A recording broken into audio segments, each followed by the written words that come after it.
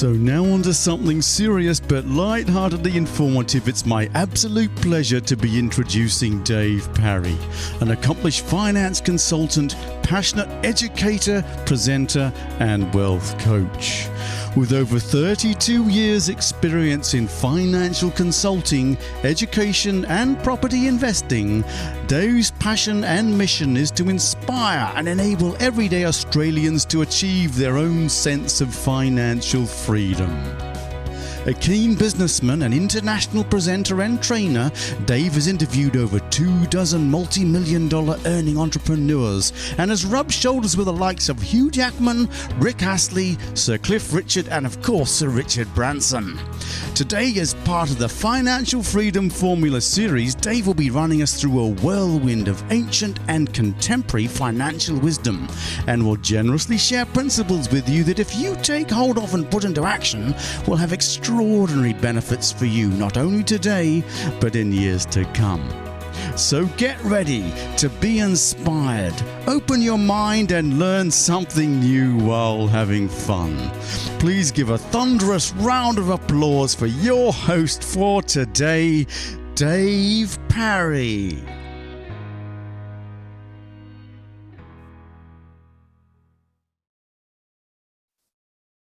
Well, welcome. Thank you, everybody, for joining me today. Lovely to see you. If you do have the ability to put your camera on, it would be greatly appreciated because this is quite an interactive activity we're going to be going through today. So I hope you're excited. In fact, just put in the chat box if you don't mind. First question, where are you coming in from? Just don't mind putting in the chat box. Where are you flying in from? We've got a Kate from Brisbane. We got Deb H from Melbourne. We got Lisa from Perth, another Melbourne. Awesome. We got the country pretty much covered there, which is great. So thank you, and it's lovely that some of you have joined me today. And I know some of you have had troubles coming along before, so thank you very much for coming along. And to get the ball rolling, really, I just want to start with this, and it's simply, why am I here? It's a good question to ask as anything. Why am I here? Well, I know why I'm here. I kind of like talking about this money and finance stuff. I've been doing it for years and hundreds of conversations with everyday Australians, and I have a lot of fun doing it. And on the topic of fun, actually, who's here to hopefully have some fun today? Just put in the chat box. Or how are you feeling? Are you feeling tired, worn out, excited? What are you hoping to get out of today? What are you hoping to get out of today?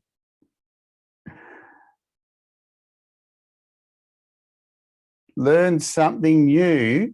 Well, you're going to learn something new while having fun. And the guarantee is, if nothing else, I'm going to have some fun. So that's the guarantee for you today. All right. So general financial info. We are definitely going to be covering some general financial info. So don't worry about that. You're in the right place. Just to make sure that you are in the right place, though, is it okay if I ask a few questions just to make sure we're in the right place? Can I have a show of hands? Or if you don't mind just putting a quick Y in the chat box, if you would actually like to have more money. None of us? Okay. Oh, good. You would. Oh, good. Would you actually like to find out maybe how to increase your income? Yep. Would you like maybe to actually create a bit more cash flow, have a bit more of this stuff floating through your fingers? Yep. Okay, cool.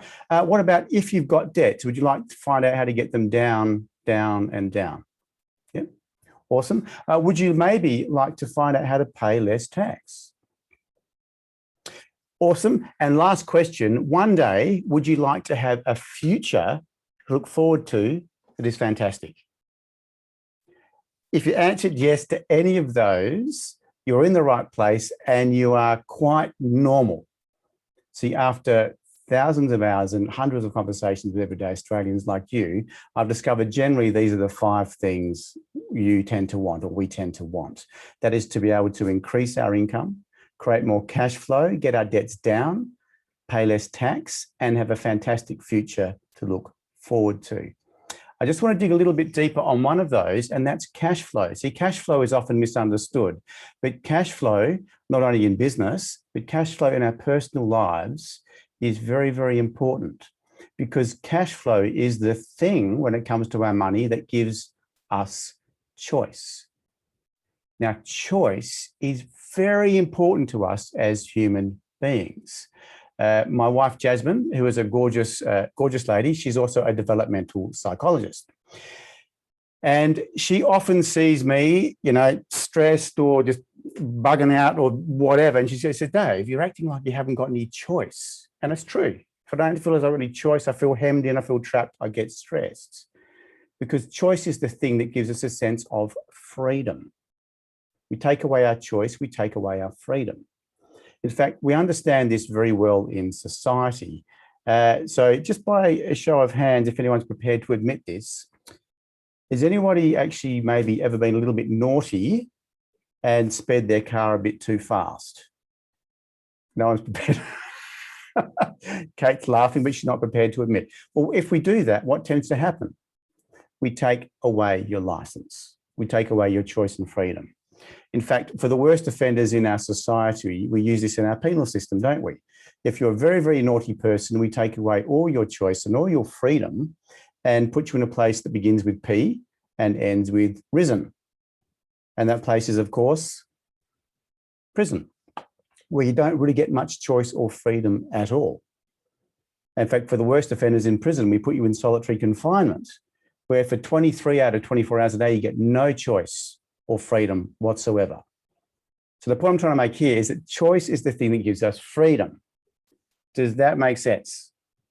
Excellent. Now, when it comes to our finances, I want to suggest to you that it's cash flow that gives us choice, and choice gives us freedom. Does that make sense? Cash flow gives us choice, and choice gives us freedom. So with that context, just by a show of hands or a yes in the chat box, would you like to have a bit more cash flow, choice, and freedom today? Yes, excellent. Would you like a bit more cash flow, choice, and freedom to perhaps Monday be able to retire on your terms when you want? Awesome. What about some cash flow, choice, and freedom within that thing we call retirement? Cash flow, choice, and freedom to maybe upgrade the car whenever you wanted to, or maybe take the family on that massive round the world holiday. If that's presuming, of course, travel is a thing again one day in the future. We hope so. We won't go down that path, but we hope so. Or maybe some cash flow, choice, and freedom to help out the kids, get their kickstart in life. Or cash flow, choice, and freedom to help out those that you love. Or cash flow, choice, and freedom, maybe even to think about starting to leave a legacy for those that you love. See, if those are the things you want, you're not alone and you're very normal. However, I'm going to show you some statistics that are a little bit scary. And the first one is this. And it's from some people you might have heard of called the Australian Bureau of Statistics. And this is what they have to say. 76% of Australians will retire on $20,000 a year or less. 76% of Australians will retire on $20,000 a year or less. Let me ask you this. How much cash flow, choice, and freedom do you think you'll have on $20,000 a year or less? Now, in perspective, that's less than $400 a week. Now, if you don't own your home by that stage, you can probably work out there won't be much less, because you'll either be paying one of these mortgages that are still very high, or you'll be having to rent somewhere. But even if you do own your home, how far does that go? Well, to run a normal home, on average, it costs about $5,000 a year by the time you look at your rates, your water, electricity, utilities, etc. And that's $100 a week gone. So now we're down to $300. If you choose to run a car, even the cheapest cars to run, maintain, change tires, do the servicing, add licensing, petrol, is at least $50 a week. It's now down to $250 a week. We haven't spoken about food, clothing, or entertainment. You can probably see that $20,000 a year isn't going to give you very much cash flow, choice, or freedom at all. Now, for the ladies in the room, there's another statistic that actually is very personal to me, even though it probably worked out I'm not a lady, but it's personal to me because this is what happened to my nana when she was alive, and it's also happened to my gran who was alive till very recently. And that's this. And so 1 in 3 single women over the age of 60 are living below the poverty line. 1 in 3 single women over the age of 60 are living below the poverty line. Now, you may not be aware of this, but divorce is on the increase in a certain age bracket. That's for people in their 50s to 60s. So this is a real thing, that women aren't looking after their finances as well as they could. And it's a great tragedy. And as an example, I want to tell you about this lovely lady I met recently. I'm going to call her Jane. Now, Jane is a gorgeous lady. She was 64 years old with short, spiky, bright purple hair. Now, Jane was telling me a little bit about her story. And her story was that she and her husband for years had run a very successful healthcare professional business. We'll just call it that, a healthcare professional business. And it was a very successful business, and they'd always had quite a bit of money. They found themselves going through that stage in their late 50s where they wasn't working, and they decided to go through the divorce. So Jane was telling me that at the divorce proceedings, she inherited quite a large sum of money. And now she's telling me a few years later, at 64 years old, about the love of her life. I want you to picture this. There's Kate, life of the party, funky, spiky, bright purple hair, telling me about the new love of her life, which was a bright blue Subaru WRX. This funky sports car with a whale tail and everything. And that was really cool. But the sad thing about it was that was where Jane slept every night as well, because that's all she had left to her name. You see, people, we're not taught how to master our money. We're not how to manage our wealth. And after all the conversations I've had with everyday Australians, I've come to this conclusion. This is not your fault, because we're just not taught this stuff at school. I said that's a personal thing for me as well, because my nana, when she was alive, was one of these ladies, and my gran also was one. Now, there's one more statistic I want to share with you. And has anybody here heard of Morgan Stanley by any chance? For those of you that haven't, Morgan Stanley isn't a person, it's actually an institution. Now, Morgan Stanley are this big, what we call a merchant bank. What they do is they take hold of people's money, and you basically give them money and they look after it, invest it on your behalf. Now, Morgan Stanley actually happened to manage a lot of money. They actually managed $2.3 trillion. Now, to try and get this perspective, how much is $2.3 trillion? Okay, I want to play a little guessing game with you, if that's okay. Hopefully you've seen this. You recognize it as a $100 note. They're not very thick. They're quite thin. Have you ever seen one of these things? If you haven't, they're about the same dimensions as a $20 bill and a $10, they're about the same. But they are a different color. Now, if I had a whole bunch of these, how high, if I piled them one on top of the other, on top of the other, on top of the other, how high would the pile have to be to get to $1 million? Right, you have a guess. Are we talking a few centimeters? Are we talking a double-story building? So $1 million in $100 notes stacked up. How high would we have to get? Have a guess. It's a lot of $100. But how many is it? Kate's playing along. She says 2 meters. 2 meters, 5 meters from Deirdre. One more, no idea. Okay, we'll have to say the closest prize today is going to Kate at 2 meters. It's actually a meter. It's actually a meter high. It's only about as high as the back of your chair. So $1 million, $100 notes is about as high as the back of your chair. Like if you're in a normal room, 3.5 to 4 meters wide, if you stacked $100 bills up side by side, you'd have $3.5 to $4 million. Okay, so that's $1 million. How much is $1 billion? Well, you would have to take $100 notes and walk side by side for a kilometer to get to $1 billion.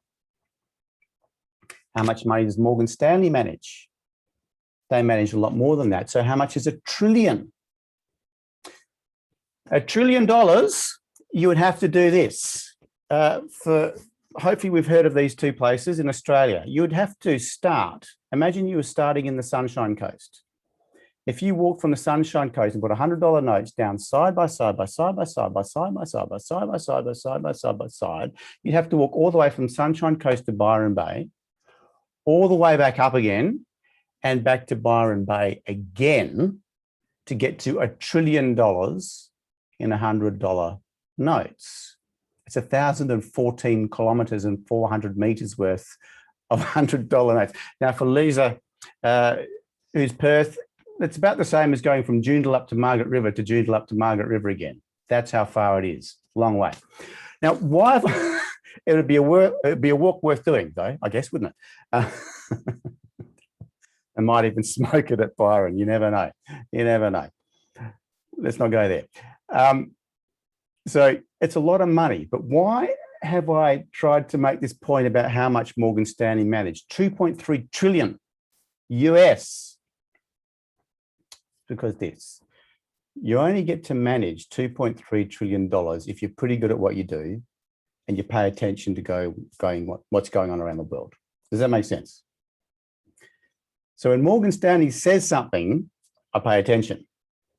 Now, when Morgan Stanley says something about Australia, I particularly pay attention. Are you with me?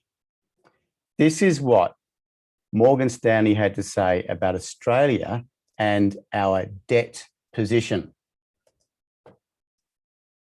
Globally, Australia has the highest or near highest levels of household debt across most measures. So you've got this international company that manages $2.3 trillion saying, Australia, your debts are amongst the highest in the world.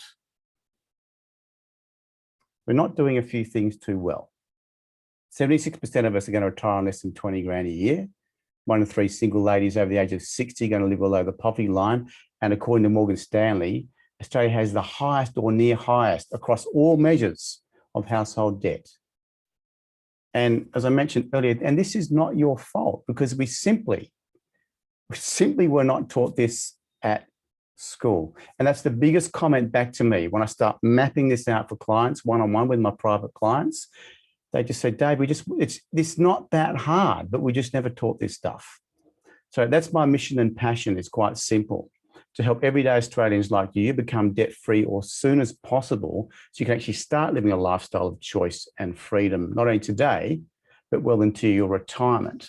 So that is some of what we're going to be covering today. Now, the way we're going to be covering it is by looking at a few things. And the first thing we're going to have to look at is a short, fat man. This short, fat man in the middle of the photo here, that's actually my grandpa. There's another little chubby guy next to him, and that's me as a 10-year-old. Why am I talking to you about my grandpa, Cliffy? Well, he was a great guy. He was a role model with all sorts of things. As a kid growing up, in my eyes, he's a wealthy guy. He ran a whole chain of optometry shops. He was the son of a very poor butcher. He actually had 8 brothers. And he and his brother came out to Perth years and years ago in the 50s, whatever, and he set this thing up and did very well. But by terms of wealthy, like he was the first car that I remember being in as an 8-year-old or so. It's the first car that had windows that you actually didn't manually wind down. You pushed a button and they went up and down. I think it was a Holden Statesman or something. Anyway, Cliffy did quite well with his business and he seemed to have a lot of money. So he got some things right, worked hard to earn his money, and he had this black box of money under his bed where he's keeping his money as well. And anyway, there's a whole lot of stories I can tell you. But what happened is that when Cliffy was in the 60s, I believe, Grandpa Cliffy, he bought some land in this suburb in the middle of nowhere, cheap as chips, and gave a block to my dad. And that's me as a kid, just about finishing building our house. And that's me on my 3rd birthday in this house in the suburb. Basically, it was in the middle of nowhere at the time. And that's a couple of years now, playing in the garden with my favourite puppy. Now, what's all that could do with anything? Look, because he bought some blocks in the middle of nowhere, as an 18-year-old, I bought some blocks of land in the middle of nowhere. I did quite well. But where I'm heading to with all of this is that if you'd met me about 25 years ago, you actually just simply would have found me working as a high school chaplain in the government school system, trying to make a difference to the lives of the staff, the students, and their parents. And because I bought some land earlier and I'd had some investments that had done okay, I found myself in a position where I was able to buy my first house. Now, I did what you did back then, which was look in the newspaper for the real estate section, because the online wasn't around then, as my friend calls it. And I found a house I liked the look of. I thought, that'll do. And I went to speak to the bank about getting a loan, and they just confused the heck out of me. It was all complicated and everything. But the real estate agent introduced me to a pretty clever guy who was a mortgage broker. Now, this broker took a complicated thing, broke it down into simple steps that I could follow along, and the result was excellent. I got this house. But that loan seemed pretty big and pretty scary to me. Now, I was 25 years old, not earning much money at all. So I decided to stay living with mum and dad, and I rented out the property. And I threw every dollar I had at that debt, and I watched it go down, down, and down. And then if you met me 10 years after that, you would have found me married to my lovely wife, Jasmine, with 2 kids and 1 more almost on the way. And because we'd both been throwing a lot of money into our debts, we'd seen them just go down, down, and down. And we kept on our journey of finding people that had more knowledge, expertise, and skills than us that had guided us through some investment decisions. And they had gone up, up, and up. So we found ourselves, I was 38 years old, with 2 kids and 1 more almost on the way, in a position where we just built a pretty nice dream home, $1.1 million home. And we found ourselves debt-free. Now, that gave us this incredible sense of choice and freedom. Gave me the choice and freedom to do what I do now, which is my ultimate passion of helping everyday Australians get their debts down, down, and down, and start living a life of choice and freedom today and well into retirement. And it gave my wife, Jasmine, the freedom and choice to just do what she loves, which is being the best mum in the world for the 3 kids that we have, and volunteering her time with the toughest kids that need the most help with her developmental psychology skills at the primary school. So for me, it was a little bit important for you to understand some of where I'm coming from and why I do what I do. So I hope that makes sense. And what I'm going to be doing today is showing you through a whole lot of stuff. And this is the promise I'm going to leave you with. And you can write this down if you like, hold me accountable to the end. But this is my big promise. Over the next, let's call it 40 minutes or so, I'm going to show you the tools that you can take hold of to save hundreds to thousands in tax, tens of thousands off your home loan, and potentially add another 2, 3, or even 400,000 to your retirement figure. Would that be okay? Great. Should we get onto it then?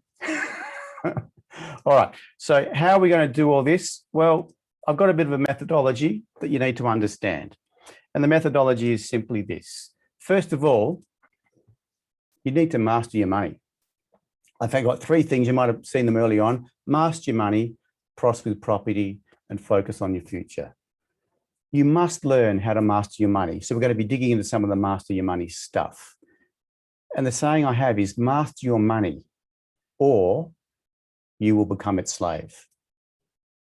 Master your money or you will become its slave. So I'm going to show you some things we can do to turn that around. I'm going to introduce you to the cash flow conundrum to show we can make some simple changes to start mastering your money. But that's the start. At the same time, we need to work out how to prosper with property. Because if you don't learn how to prosper with property, you will pay the price. And I'll show you what I mean later about paying the price. And the third thing is, of course, to focus on the future. We need to have something solid, exciting, and fantastic to look forward to. So as we can start to master our money, prosper with property, focus on our future, you'll find that you start getting a cycle and all starts making sense.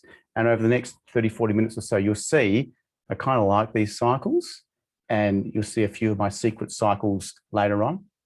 And if there's time, I might even show you 1 or 2 magic tricks. So that's a little bit about it. Master your money, prosper with property, and focus on your future. And for me, it comes down to these 5 pillars to wealth. There's 5 pillars to wealth. We're going to have a look at what they are, but also going to have a look at what goes wrong. So at the beginning of today, I asked you 5 things. And this is the time we can play along. So if you want to unmute yourself, there's not a lot of people here. There's a whole bunch of people that just haven't turned up. So you've got a bit of a special treat. So there's a bit of a chance to be interactive if you like. So if you want to unmute and yell out the answers, that's not a problem today. But the first thing we want to look at out of these 5 pillars is generally said we would like people to work out how to increase their income. We want to increase our income. Great. Now, the second thing we want to have a look at is how to create more cash flow. Cash flow. Awesome. Now, if you happen to have a piece of paper and a pen to write this down on, I'd highly recommend it. In fact, even better if you've got one of these sort of multicolored pen things, so you can do the color coding. So we're going to do some colored stuff later on, but up to you. Income, cash flow. Now, there's something else that if we have it, we'd probably like it to get down, and debt. Well done. Want to get our debt down. And there's something we'd probably like to take home more of or pay less of. It begins with T, it ends with X. Tax. Oh, you're all very sharp. And the final thing is there's something we'd like to look forward to that's going to be fantastic in our future. In our future. Okay, cool. So these are my little 5 pillars to wealth. Now, I explain to you what I mean by the cash flow conundrum. This is what we generally think. That sounds fair enough. We generally think, look, if I'm increasing my income, surely I'll have a bit more cash flow. Therefore, I can pay my debts down. I've kind of got to pay a bit of tax, but surely my future is going to look good. That's what we generally think. But what actually happens? Well, this is generally what happens instead. See, as our income goes up, what's the very first thing guaranteed to go up? It's our cash flow. Well, cash flow doesn't go up. I'm going to suggest to you the first thing that actually goes up is our tax. Every time we earn more money, we pay more tax. Okay. Now, being the society that we are, what is generally the next thing that goes up as we earn more money? Spending. I'm just going to put that in the category of debt. Okay. We take the bigger credit card, the bigger car, the bigger house, whatever it is, all of that goes up. Okay. So our debts tend to go up. So let me ask you this.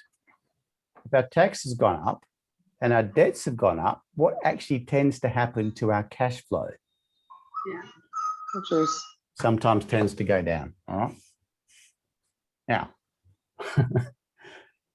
we're paying more tax, increased our debts, have less cash flow. What do you think happens to our future? Goes down. It kind of just gets ignored. We end up being the ostrich, burying our head in the sand, hoping it'll all go away. It's all too hard. And in fact, please don't be too offended by this, but we often end up in this situation with these 3 letters that scream at us. Those WTF, of course, stands for we totally failed. Or forgot. Now, would you like me to show you a way with a few simple tweaks and tricks to flip that around? So instead of we totally failed becomes we are tasting freedom. Okay, then I will. If you don't mind muting yourself up because it's making my camera go a bit spazzy, just unmute one by one if you've got something to say. So now some of the old cooking shows used to say something like this. So here's one I prepared earlier. Right. This time we're going to do something a little bit different if we don't mind. So this is what we're going to do. We are going to, as our income increases, which is a good thing we're going to talk about. Now, don't get me wrong, I'm all about helping people increase their income. In fact, a lot of the work I do with my private clients and some of my day events, we work on not only increasing your income, but developing what I'd call multiple income streams. So I'm all about increasing our income, but in a certain way. So this time, as our income goes up, we're going to do something different. And we're going to make a decision to pay a percentage to our future.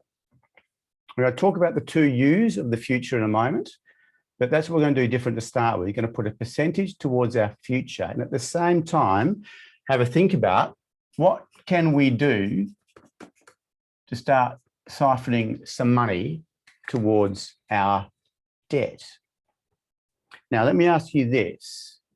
If you start paying your debts down, are you going to have a better future or a worse future? One day's going to be better. So by paying our debts down, we're helping our future. Now, do you think there also might be some ways that clever people, in fact, the wealthy use, that some ways, in fact, paying something into your future, if we're clever, we can actually reduce our tax position? And the answer is yes, there are. I'm going to show you what some of them are. So focusing on our future in certain ways, we can reduce our tax. And I'll break them out in a moment. But the way we do that is by looking at these things, which I just loosely call IPAs, CGAs, and WPAs. Okay. So if you write those down, we've got IPA, CGA, and WPA. So by focusing on our future, we could also reduce our tax.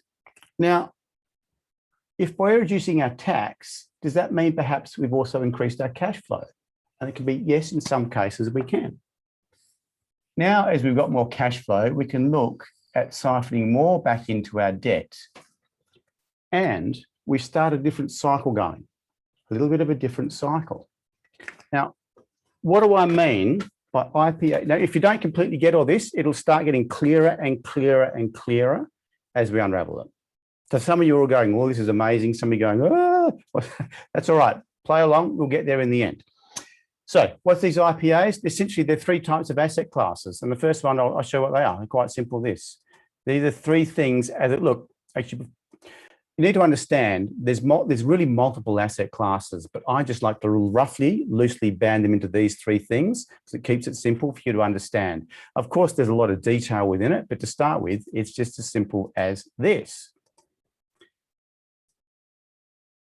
3 asset classes. First one, income producing assets. IPA is an income producing asset. What's an income producing asset? Well, it's any asset you have that produces income. It's an asset that produces income. Make sense? So some things we have around our house that we call assets maybe aren't assets, but maybe they are. But one of the assets we need to focus for our future are income producing assets. In the chat box, can anyone think of an example of what an income producing asset may be? And there's 3 broad categories, but a share, property. And the third one is roughly rental property, sure. Begins with B and ends with business.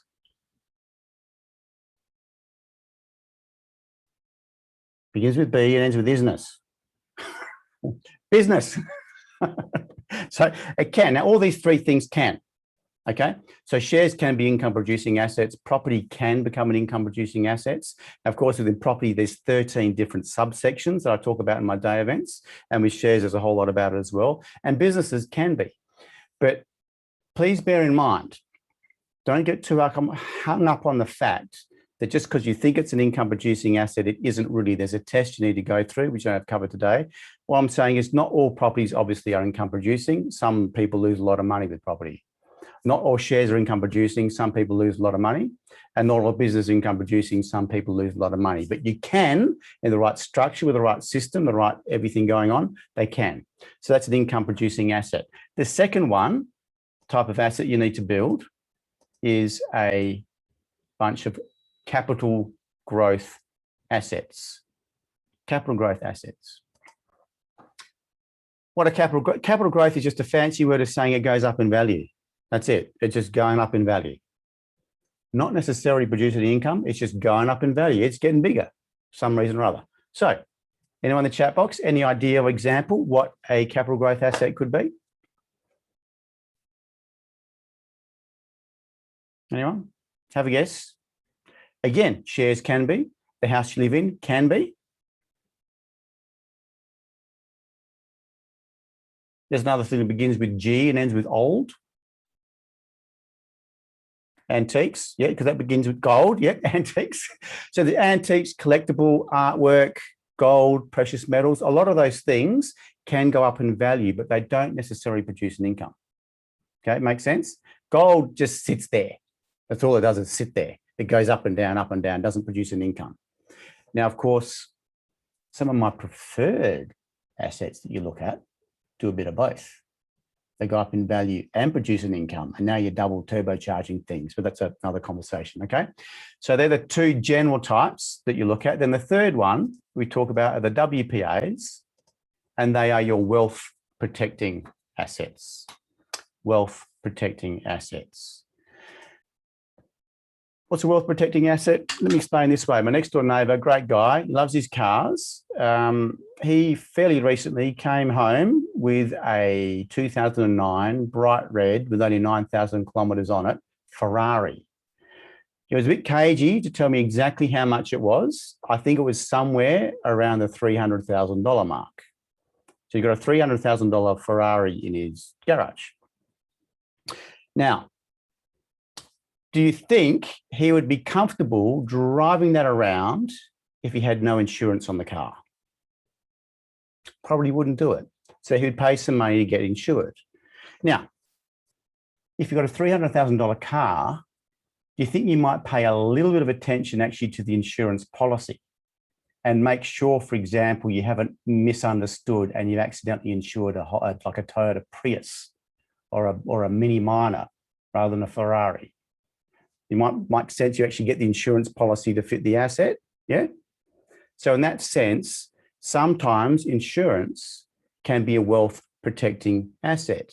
Superannuation can be a wealth protecting asset. Wilson estate planning can be a wealth protecting asset. There's system and structure you can put in place all in that category of wealth protecting assets. Why is that important? You may have heard of a guy called Warren Buffett, one of the most successful investors of all time. And you write this down if you like. Do you know what Warren Buffett's first rule to investing is? Anyone? Warren Buffett's first rule to investing. Anyone got any idea? Don't lose money.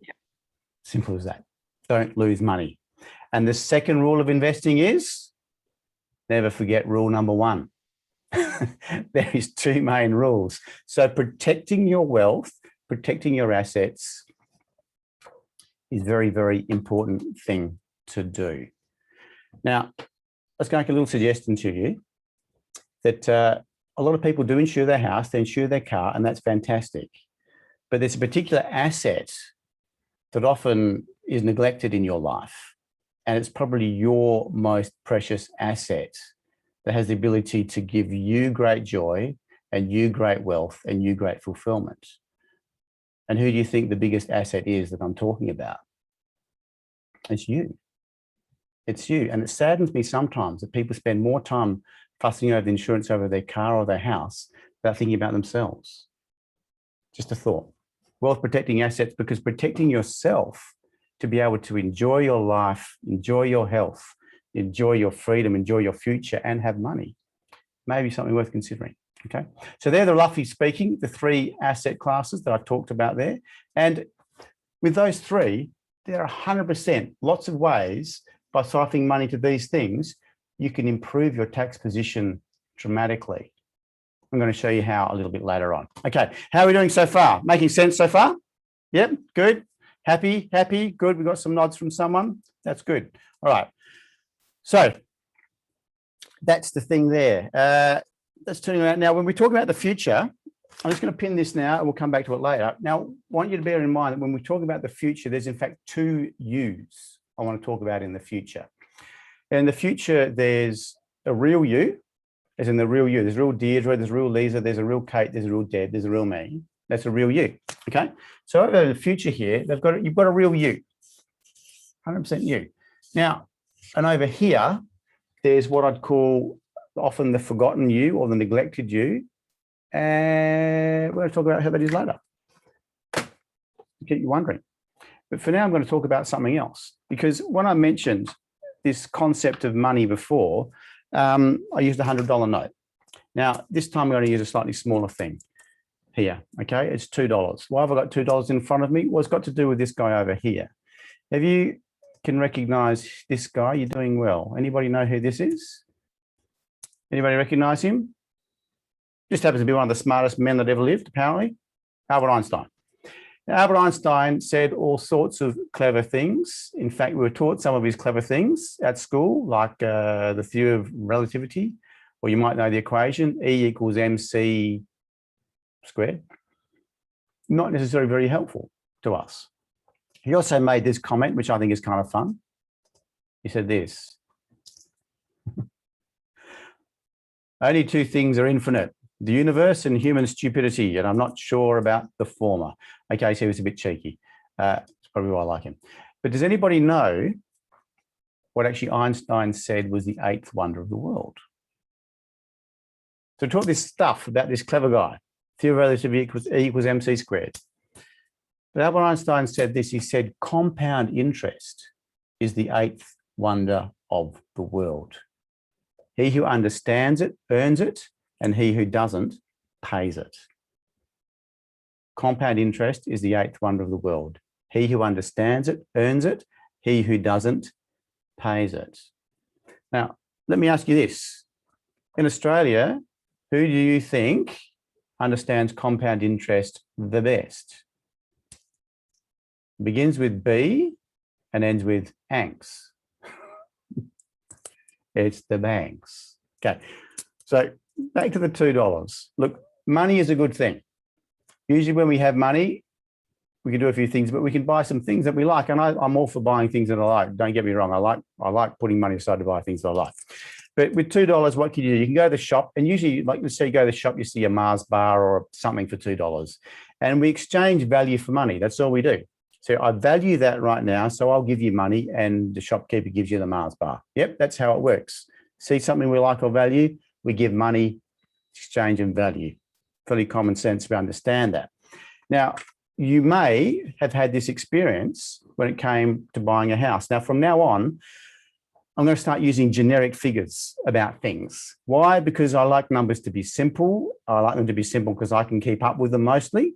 And I like to simple and average them down because I also like to play within the average of what's going on around this great country of ours. So I'm going to use the example from now on in about a property of being $400,000. Why? Look, it's actually about the average of the average. There's 3,800 statistically viable suburbs in the country.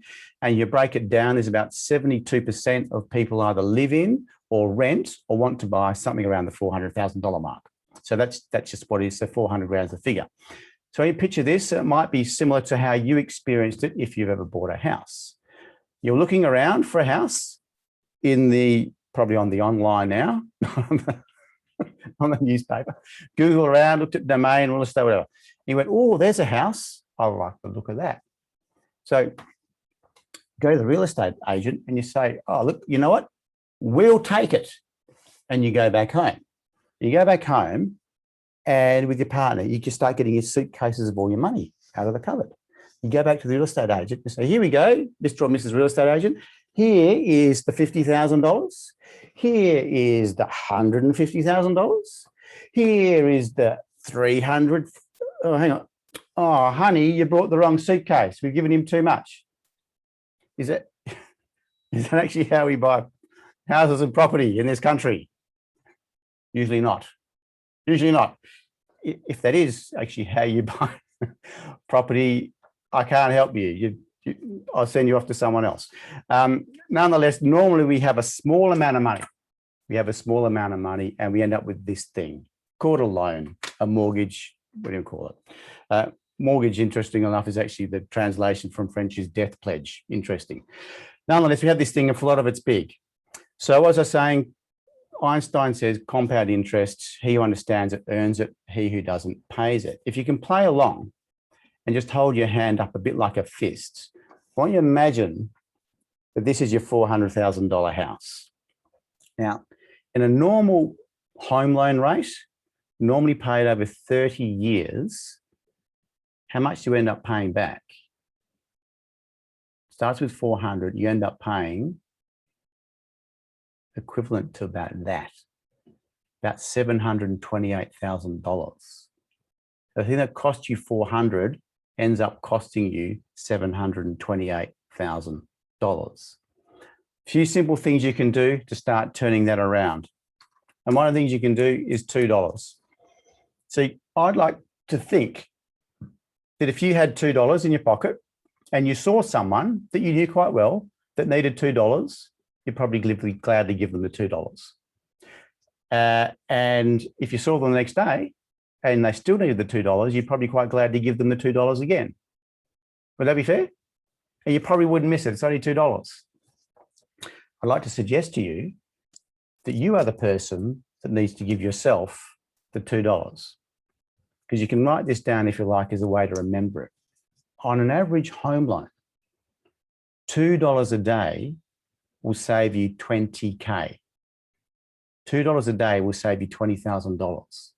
Now, with today's interest rates, it's probably a bit less than that. But on average, the very fact of paying $2 a day extra into your home loan can save you up to $20,000.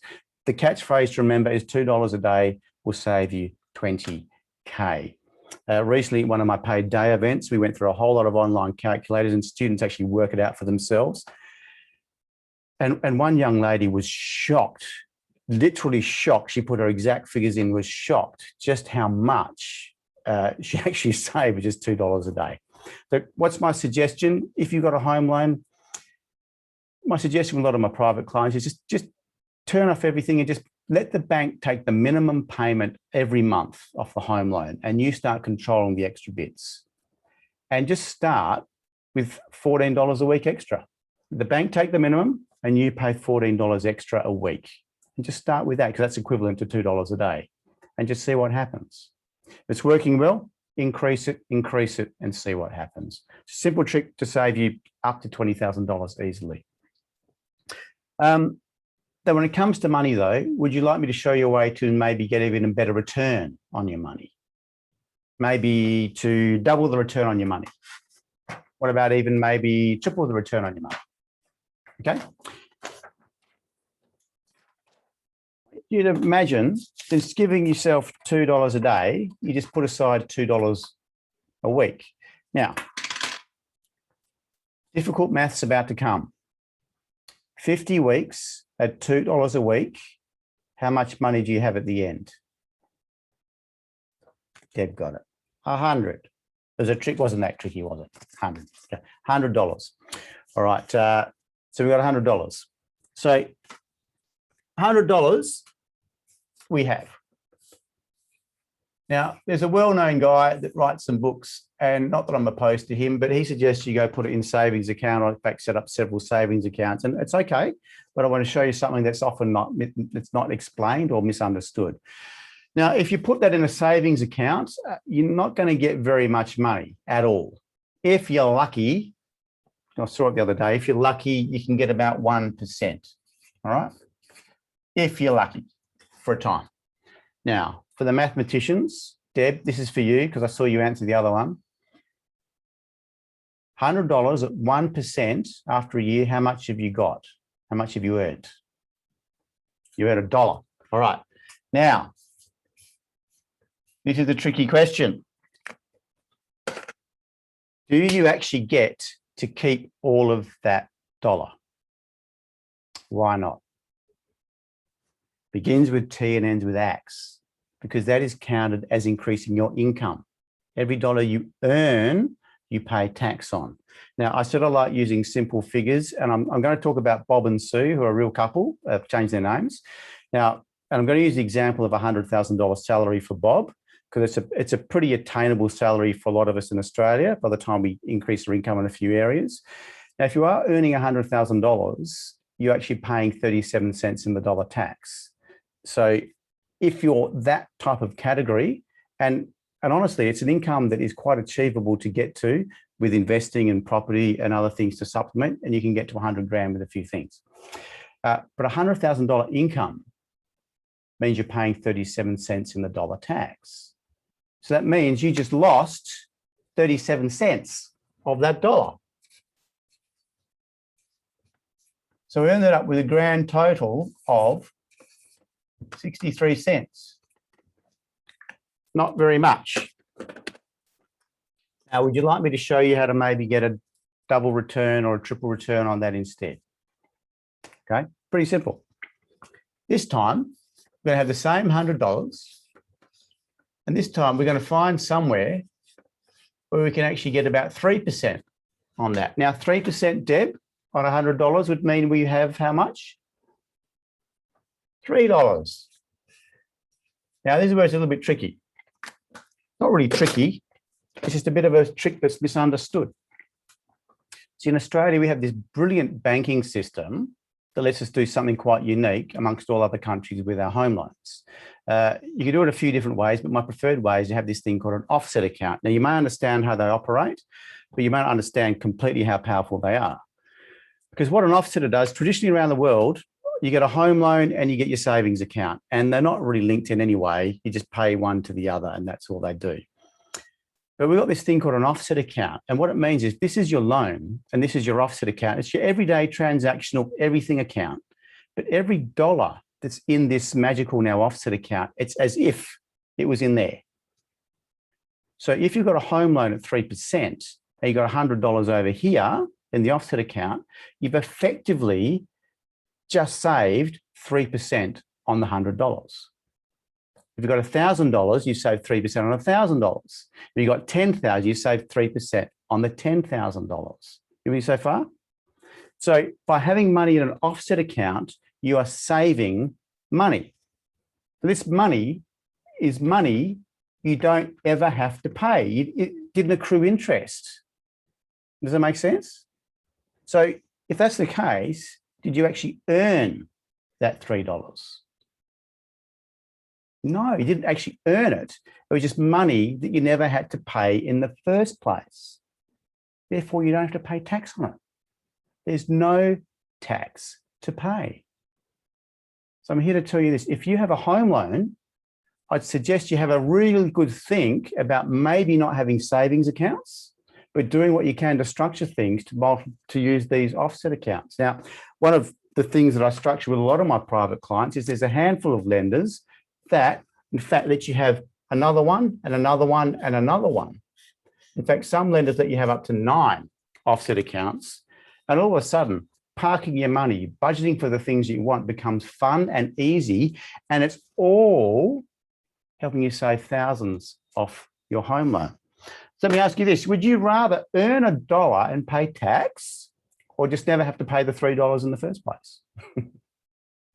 Hope you never have to pay the $3 in the first place. It's almost a 5 times return on your money. Okay. Simple trick number 2. It's about structuring. So we're heading around this master your money and also prospering the property, because if you're doing that, you're paying off your property even quicker again. Now we're going to start wrapping it all together and seeing if it forms a bit of a picture in to do with this thing here. Can anyone type in the chat box, what's that a picture of? It's $100 sitting in A, begins with S and ends with AIF. It's A. Pin any questions you got like that, Kate, and hopefully we'll have time at the end to answer them. It's a safe.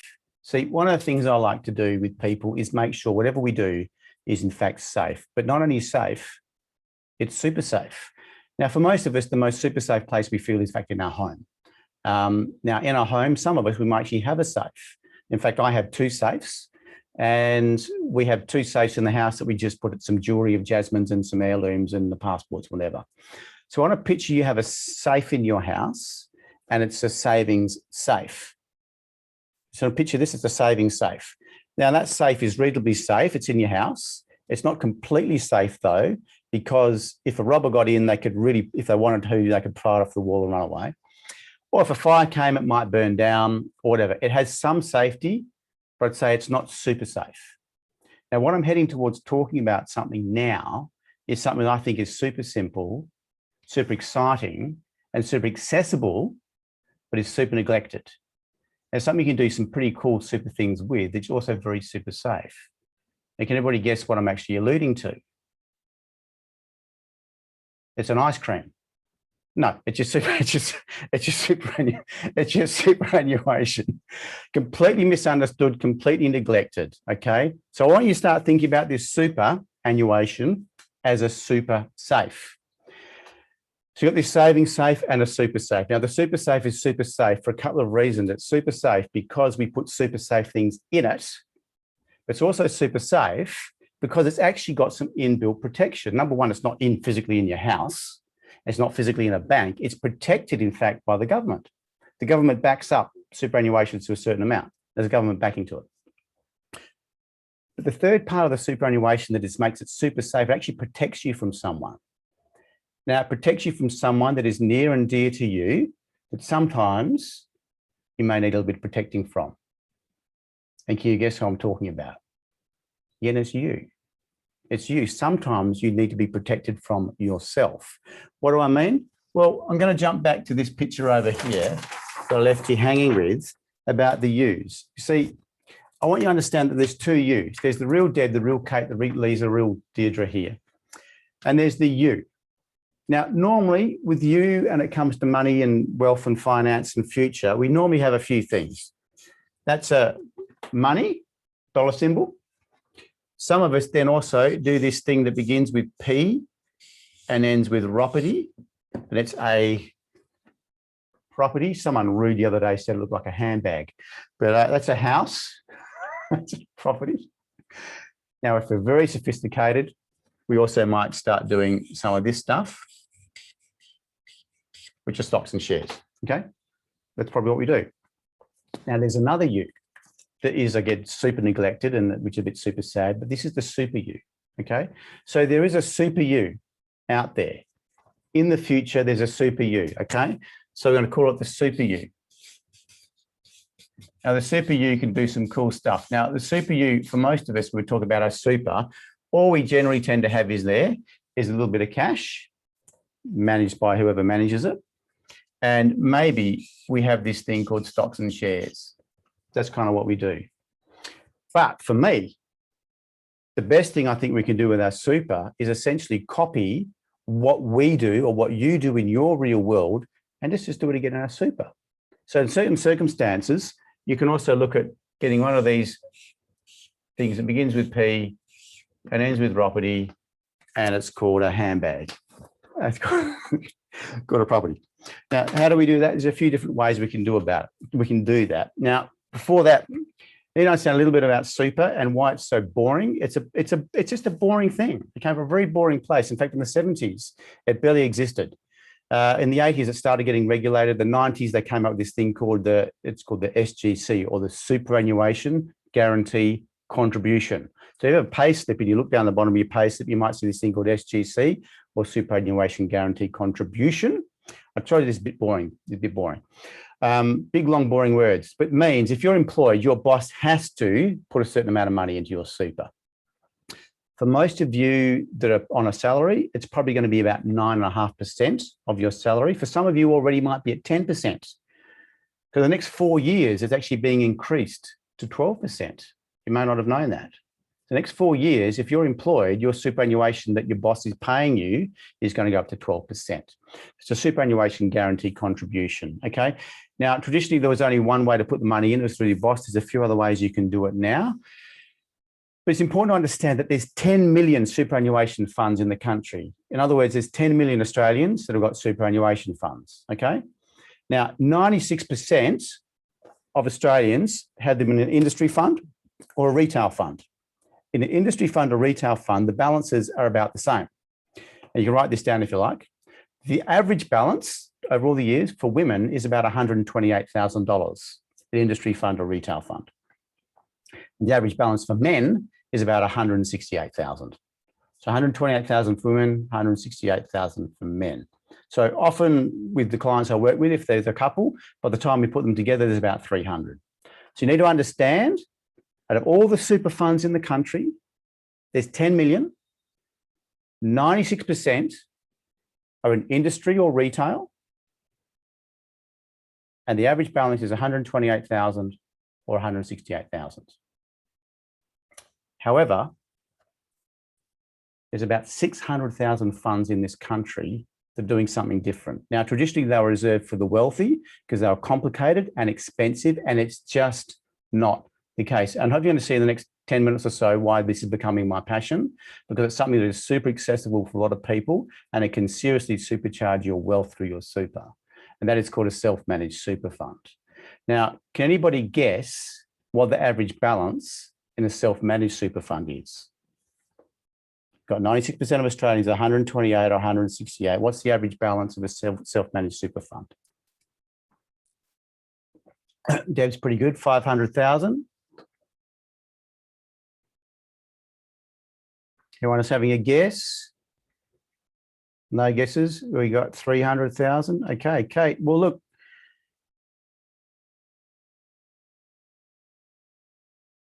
The answer is this. The average balance, and this is the average, so some obviously a bit less and some obviously a lot more, is $1,222,000. $1,222,000. It's over $1 million more than the average balance of the industry and retail funds. Why? My belief is people that have a self-managed super fund are focusing on their future, they're mastering their money and prospering with property, and they're doing it all in a super fund, which is an incredibly tax-effective system. And one of the biggest advantages of this that you can do is the secret to wealth, one of the secrets, and that's the secret of OPM. And OPM means simple, other people's money. So in a super fund, you can replicate what you're doing in your life. You can do it over here as well. However, in this situation, you'll find out that you end up with a lot of people pouring money into your wealth, more so than you. I'll explain what I mean by that later on. How does it look? It looks a bit like this. I'm going to talk about Bob and Sue. But before I talk about Bob and Sue, I said I might end up doing a magic trick for you. Oh, I'm not having time for the magic trick. We'll see. We'll see. But the thing about super and super safe is this. You got your savings safe at home, okay? I want to pretend that you've managed with your savings safe. You've saved $100, okay? You got $100 with me so far, and you put it in your savings safe. Now, you also have this super safe, which we now understand to be the super that we're going to put safe things in, super safe things in. So $2 a week over 50 weeks, you got your $100. Give yourself 2 weeks off to keep the math simple, $100. Now, you take the $100 out, you could spend it, or you could put it into the super.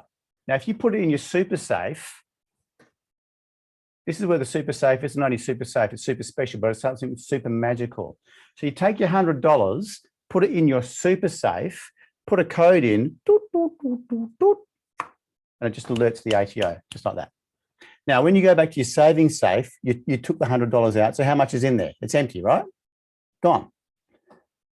You go back and open it, and all of a sudden there's $37 there. You're going, what? How did that happen? And it's pretty simple. So something like Bob, I'm going to show you. So if you're paying 37 cents in the dollar and you decide to pay yourself in the super version of you in the future, the ATO counts that as a tax deduction and gives you $37 back. And I think that's personally just this craziest thing that's underutilized. Now, Deb, I'm gonna run a risk here and show you a magic trick with some numbers, if that's okay. All right? Is that all right? Actually, before we do that, so just unmute yourself for a sec, because I want you to understand this. $100, put in a super, special code, $37 back. Now, of course, you've now got a choice. You could spend the money, start again with zero, and build it up, or do whatever. Now, if you could do it with $100, can you do it with $1,000? Yes. Can you do it with $10,000? In theory, yes. Okay. So you're going to hopefully play with a figure. Yeah. Now, Deb, have you got access to a calculator or a phone? You can do some sums on just in case. Sure. All right. Now, Give it a go. I want you to imagine this. Instead of $2 a week, I want you to save $200 a week for a year. Yep. And give So we're yourself working on 50 weeks. and working on and give yourself 2 weeks off. Okay. All right. So how much do you have? It's 10,000. 50 weeks, 200 equals 10,000. Okay. Sure. Didn't leave myself enough space. Hope you can see that. Now, $200 a week can get to 10,000. I'm going to show you a magic trick. All right. And the magic trick is this. I'm going to show you how $126 a week can get you to $10,000. Mm. Do this sum for me, if you don't mind, Deb. Yep. What is $126 a week times 50 weeks? 6,300. Did everyone hear that? 50 weeks at $126 equals how much? 6,300.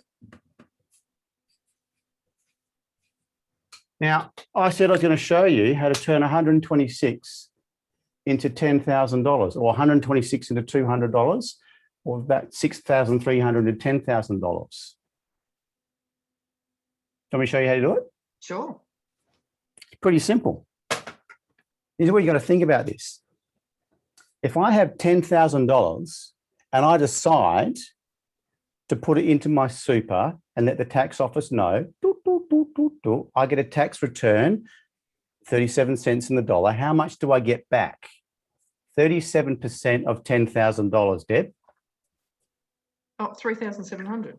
3,700. So ATO gives me $3,700.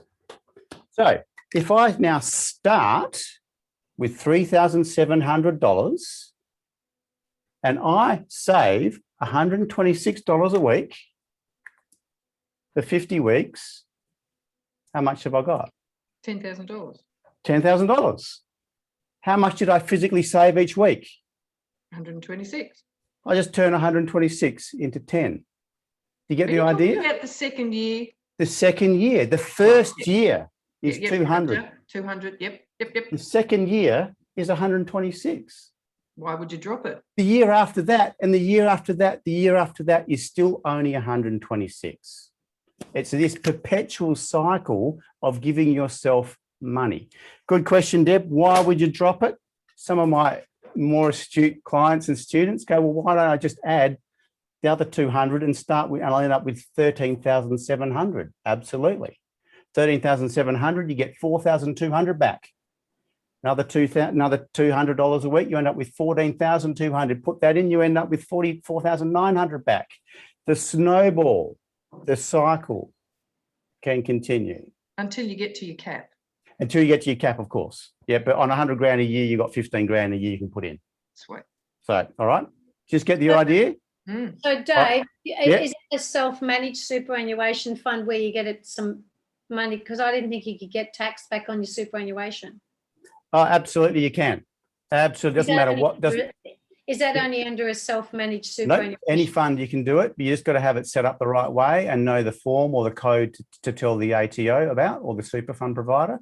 So yeah, I've got plenty of clients that want to get to a self-managed super fund. They're not quite there, but when they see what they can do with it, I was going to show you in a minute, they get motivated and start doing this to accelerate it to the stage where they can.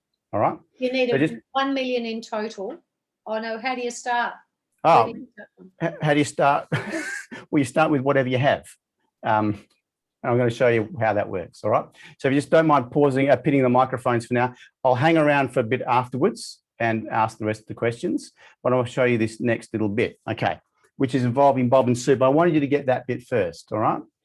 Now, Bob and Sue, real people, but I've changed their names specifically to Bob and Sue, partly for confidentiality reasons. because I like to be very confidential and respectful of all my clients and students. And I've also called them Bob and Sue for one specific reason, because it's very easy to spell. Now, Bob and Sue are reasonably typical. And Bob, as it turns out, his salary is $100,000 a year. Now, bear with me if the numbers are doing your head in. I'll do this as speedily as I can to really get to what I'm trying to get to, all right? Because I'm really going to show you how this can start accelerating. So that's their salaries, 100 grand, 80 grand. Now, they're already on the 10% from the boss, superannuation guarantee contribution, SGC for short. So that means 10% of Bob's boss pays Bob 10% of the 100, so he gets 10,000 a year into super, okay? So we call it SGC, let's call it 10K. Does that make sense? 100 grand, you get 10K into super. Sue's the same, she gets 8K into super. So grand total between the two of them is 18K, okay? 10 plus 8 is 18. Now, Bob and Sue, they come to me and say, oh, Dave, we're doing okay. We probably could do a little bit better. What's going on? We have a look at their funds. It turns out that Bob's got around about that 168 grand and Sue's got about the 128. And so look, as it turns out, you've got a fund and you've got a fund. You're paying two sets of fees. If we put them together, you got one fund and one set of fees. And we do that sums and what they're already paying. And even though they're low-cost superannuation funds, it's still cheaper to roll it into one.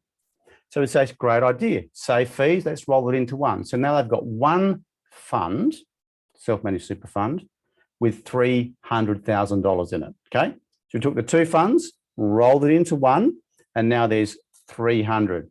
With me so far? Cool. Now, play along with your fingers if you can. This is another, this is not really a magic trick. I've already shown you a magic trick. But if you like, if you have three fingers over here, is it the same if I've got three fingers? Three fingers and three fingers. Is it the same? Still holding up three fingers? They're just put in different places, yeah? Okay? Not bad, not bad, not bad. Deirdre's not even having a go. That's bad. Now, I want you to pretend that each finger is $100,000, okay? So we say to Bob and Sue, you now got 300 grand, but it's going to split it up. We're going to get 100 to do the stocks and shares thing. And we're going to get that managed with some low-cost ETFs and whatever, and that 100 is probably going to double every 7 to 10 years, the rule of 72 sort of thing. Quite easy to do, double in about 7 to 10. So the 100 is just going to go up and do its thing. But this 200, we're going to do one of those things called buying a property. And we're not going to look in the newspaper or the online. We're going to go somewhere where we can get an investment grade property that's pre-selected for a whole lot of things, high rental yield, high capital growth, income producing asset, capital growth asset, all of that stuff. And we're going to look at the $400,000 mark. And Bob goes, that's cool. So the self-managed super fund is going to buy a property. Yes, it is. Great. So I'm only going to put $200,000 towards it and keep 100. He goes, okay, that means we have to get a loan. So yes, we do. And Bob says, I don't know about that. So let's see if it works. So we get this thing that begins with P, ends with property, and that's worth 400. But to buy it, so this is one of those few times you actually can turn up literally with buckets of cash or handbags of cash and give it to the agent. Loan plus fees is about 220. So that 400,000, we put down 200 cash, you need a loan of 200 plus fees. So I'm going to be conservative. I like to be conservative.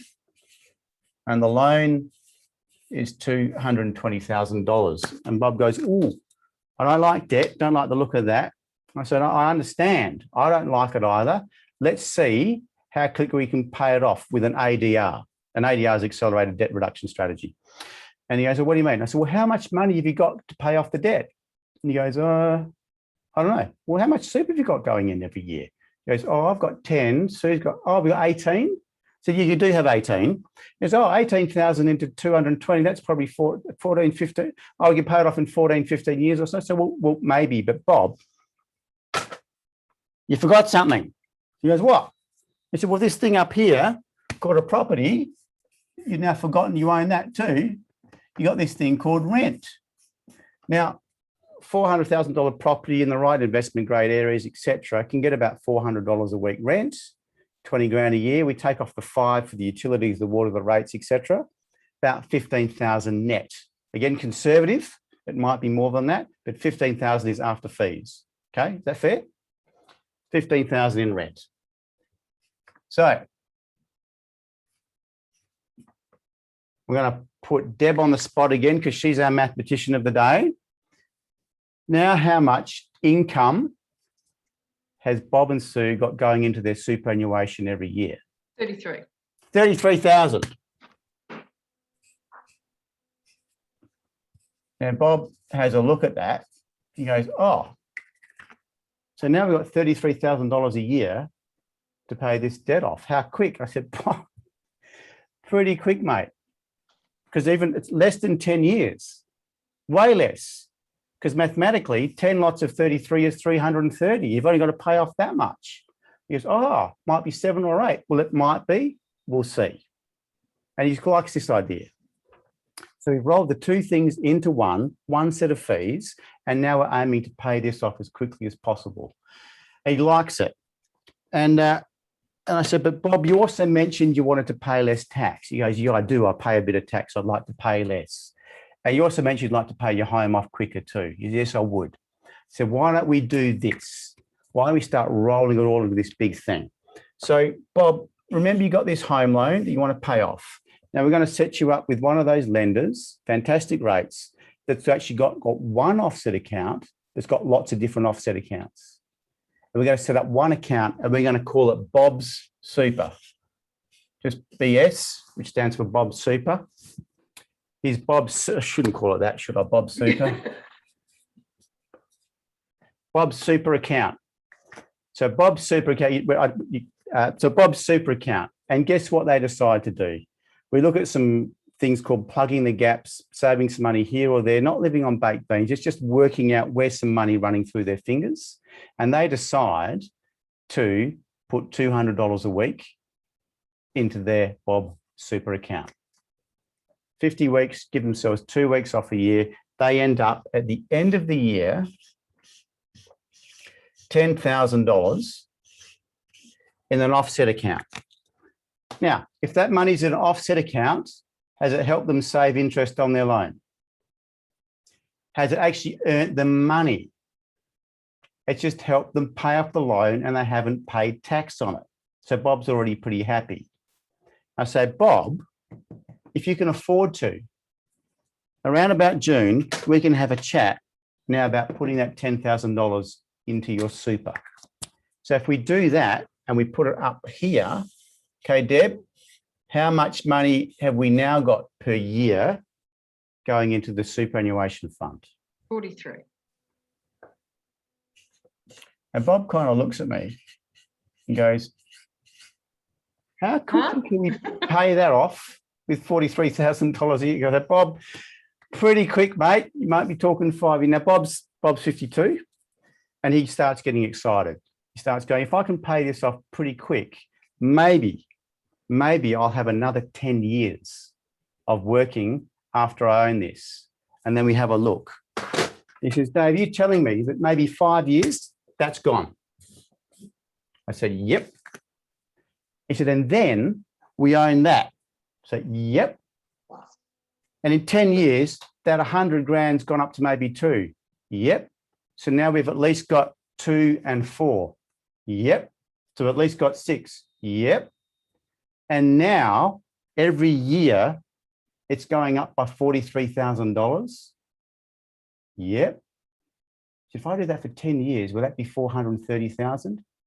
Yep. And the penny starts to drop. He goes, does that mean I'm going to be cracking over $1 million? I said, Bob, that's even without a capital growth asset growing. It's the minimum it's probably going to be. And he starts getting a little bit excited at this stage. I said, Bob, there's one little thing that you forgot. Every time you put $10,000 into super, how much do you get back? He goes, That's right. I get back 3,700 every year I do it. And by this stage, they're pretty happy. Working out, they're now on a pretty good trajectory to starting to work towards living a lifestyle of choice and freedom today, well into their retirement, and they're having a bit of fun. And that's a real scenario of Bob and Sue, where they've taken this whole concept of my cash conundrum diagram, and they're taking charge to pay a percentage to their future by generating some IPAs, CGAs, and WPAs in their super and their real you, getting their cash flow to work for them. And the second stage is he turns around and says, well, Dave, when can we start doing it over here as well? I said, well, maybe we'll wait till next year, but we could look at that too. Start doing it over here as well. So that's a little bit of kind of what I do with my private clients. So hope you got some value out of it. If you got some value out of that, just put a yes in the chat box. Just put a yes in the chat box. You got some value out of that. Thank you, Deb. At least one of you did. That's cool. So what did we cover? Look, we actually covered a lot today. I started out by saying, look, there's 5 things we generally want. We want to increase our income, create more cash flow, get our debts down, take home more tax, and have a fantastic future. I talked about 76% of Australians retiring less than 20 grand a year. 1 in 3 women over the age of 60 living below the poverty line. And Morgan Stanley says that our debts are the second highest in the world. I gave you my story about my grandpa Cliffy and some things that I did, becoming debt-free, giving me cash flow, choice, and freedom. That's really my passion. And that Einstein says compound interest is the 8th wonder of the world. He understands it, earns it, he doesn't pays it. He gave some examples. A simple factor of $2 a day can save you more than $20,000. And I gave you some other tips and tricks about turning that savings account maybe to an offset and 3 or 4 times increasing your money. There's that little magic trick of turning $126 equivalent of $200. And Deb was clever enough to work out you could keep growing that snowball and get it bigger and bigger and bigger. Then we worked out the whole thing, putting it together, and gave the example of Bob and Sue, how realistically, and from my perspective, in a pretty super simple and super safe way, they are growing their wealth way beyond the average industry and retail fund of 128, 168,000, but easily tipping that $1 million. So that's just a touch of what we covered today. And usually around about now, people whose brains haven't melted kind of go, well, where to from here? And it's a it's a good question. It's a good question. And you probably understand all we've done is literally danced around the tip of the iceberg. But I hope I've served you well and you got some value. So you've got some value out of 90 minutes with me today. Do you think you'd actually get a bit more value out of me if you got to spend a whole day with me? Possibly, yeah. Now, I've mentioned along the line, I do have a lot of private clients who work with people privately, and I'm not here to talk about that. I've been developing something over the last 6 months or so, which has been having some incredible success. I'm trying to get this information to as many people as I can in the most cost-effective way. You might understand that working with me one-on-one privately, it's not far more intense, but it gets a bit expensive. So I put together something to try and work out. I'm just going to tell you what it is, and it might make sense to you. I put together this thing called the Financial Freedom Formula Blueprint Package. And it's pretty simple, pretty similar to what we did today. It's a live day intensive on Zoom with safe, simple actions for you to take, including demonstrations and Q&A. But people often ask, is this for me? Or what's it like working with me? Now, I don't know, because I don't know what your current situation is. So I don't know if this is right for you. But I can tell you in a moment what's it like working with me. And this is what a few people that have come along have said. They say this, that Julie said, I've had the pleasure of attending a number of Dave's presentations and could not recommend highly enough, even if right now is not the time for you. So Julie says, even if it's not the right time for you, it kind of is the right time for you. So that's kind of nice. M. Dawson said a few things. I've just highlighted this. It's always fulfilling to meet to David pick his brain. As for people who want to build their personal net wealth to a point where employment income is optional, Dave's a great excellent go-to choice. Dave's someone who shoots for the success of his clients, whether there's personal gain in it for him or not. Dave's great, knows his stuff, champion, talk to him now. With Dave's help, Brown's on his way to his home in less than 2 years and started on his third investment property. Dave's been great to work with, saving us money. And Brad said, when my first meeting with Dave, I felt very eased and relaxed talking about my finances. And that's what people say. I know that funny money. I know that finance can be funny for people, and it can be awkward and it can be embarrassing. I have the utmost respect for anybody that works with me, and happy to work at your pace. And most people say they find it very comfortable working with me. But what's the blueprint all about? Well, you've got to start somewhere. And why is it called a blueprint? Every major building in the world that's worth building starts with a blueprint, and that's where we're starting. We're going to start heading towards this, but where does it start? It starts with the most important thing of all, and that is having what I'd call your freedom vision. You've got to have a vision of where you're going. And we map out in the first large chunk of the day, what's your freedom vision? The freedom vision to me is what day in the sand can you write down a date and work out that is the day that I'm debt free. There's simple things we work through, and some people have some pretty emotional moments working out, if I do that and that and that, that's what I'm heading to. Work it out at your pace, and it's very simple, very easy. So we work out your freedom vision of where you want to get to. The second thing we work out is really, what's the best freedom system for you? Now, predominantly with all this kind of stuff, particularly with the debt recycling, the home loan, the offset accounts, I'm going to introduce you to the 5 major systems that people tend to utilize, and you work out one that works for you. Simple as that. Pros and cons for all of them. Each have got different things. So you work out your freedom vision, and then you work out your freedom system. And the third thing, of course, the most important part really is your strategy.